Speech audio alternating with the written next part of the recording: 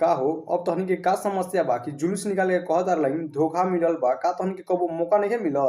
नहीं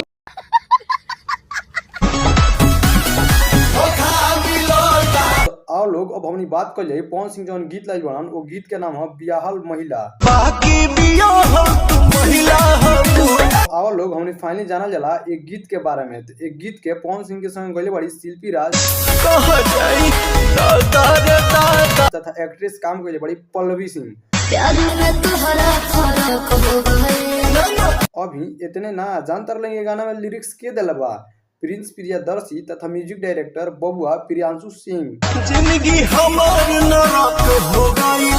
अब हमनी बात कर जाई ये गाना के थोड़ा सा स्टोरी के बारे में। तो ये गाना के स्टोरी ई बा कि एगो लड़की से पवन सिंह बहुत ही ज्यादा ढेर दिन से रिलेशनशिप में रहलन। रिलेशनशिप में रहला के बाद वो लड़किया के बहुत ही ज्यादा घुमायलन फिरायलन खियायलन। ओकरा बाद का होला कि ये लोग के मन रहला कि हम तारा से शादी करम और हम तारा से शादी करम। तब तक वो भौजी के पूरा काला चिट्ठा खुल जाला। पवन सिंह एगो कैसेट दिलन अपना दोस्त के ले जा हई लगाव। ओकरा बाद लगैला के बाद वो भौजी के पता चलला कि पहला से एगो मांग टिकाइल बा।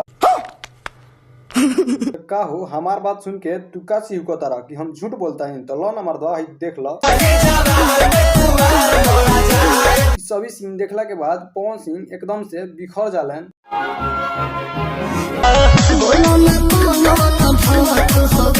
कहत अरे बोला ना कौन हमरा से भौक हो गई जाए तारा महातारी के प्रणाम करो। उनकरा जगह पर हम अगर रहती तो तारा को जूनियर 4-5 बसीटा लगा देती।